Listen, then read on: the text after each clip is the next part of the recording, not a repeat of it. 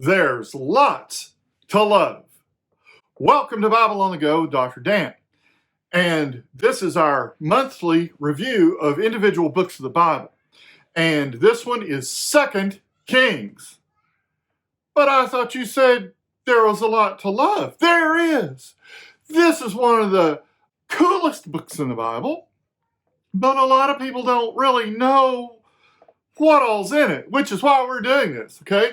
1st and 2nd Kings. We did 1st Kings last time. 1st and 2nd Kings are the most exhaustive and extensive history of Israel before the monarchy, during the monarchy, and during the split of the kingdoms until the fall of Jerusalem. It gives you all the details, the good, the bad, and the ugly. But wait. We have to talk about the Wiersbe outline. What's the Wiersbe outline? It's Warren Wiersbe's very simple outline. And it keeps it all simple, which will make sense as we move along. Basically, all of 2 Kings is about the kingdom taken captive for all 25 chapters.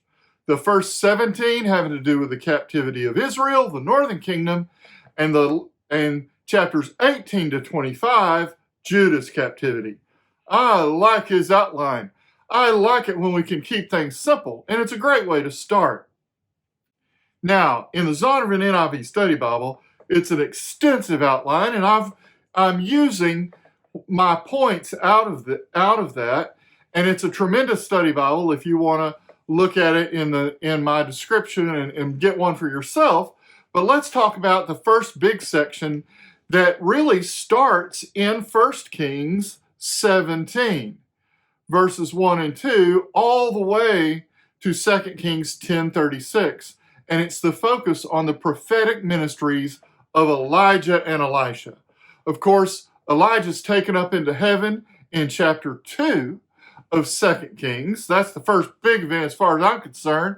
And then the very next verse in verse 19, chapter 2, verse 19, is Elisha's ministry. And then we get to chapter 4, which is like, hey, the widow's olive oil. The old classical Pentecostal song, like the cruse of oil unfailing is his grace forevermore and his love unchanging still. He will fill your heart to overflowing, right? Woo! As the Lord commandeth you. I'm getting off subject. It's a great one. But anyway, Elisha's ministry, the widow's olive oil, the Shunammite's son restored to life in chapter 4, verse 8. I mean, it's fantastic. It's a great story. What about Naaman being healed of his leprosy in chapter 5, verses 1 through 27? That alone is a fun story. And all of these are in 2 Kings. But I want to talk about my favorite for a second. There was the school of the prophets. What in the world? Of Elisha had a school of prophets.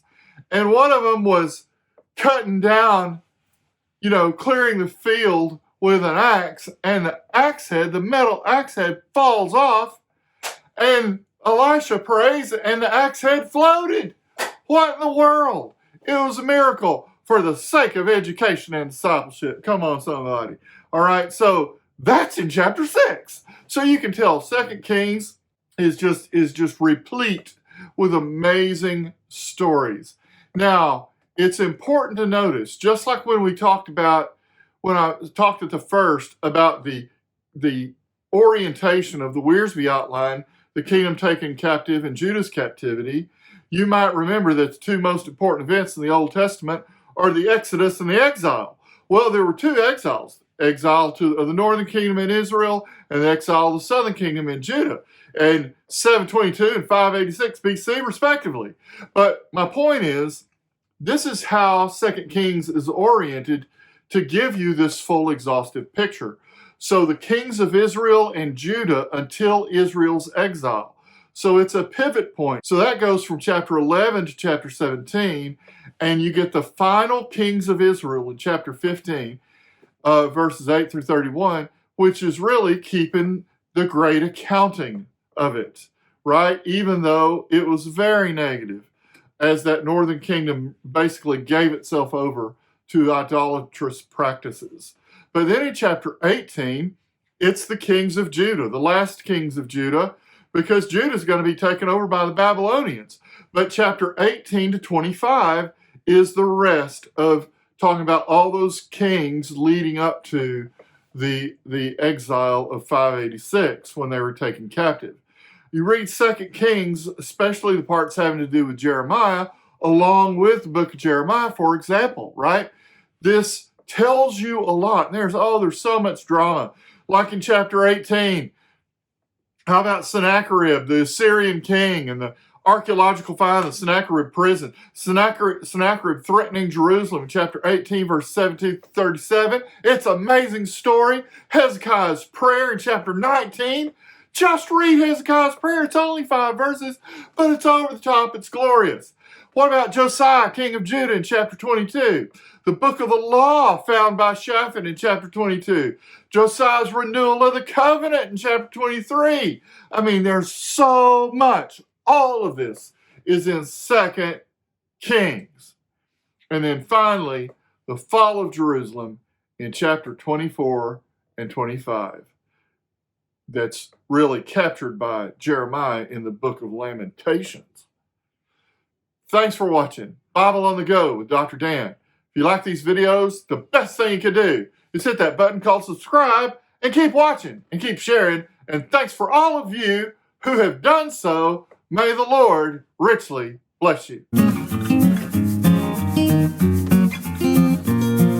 Praise God.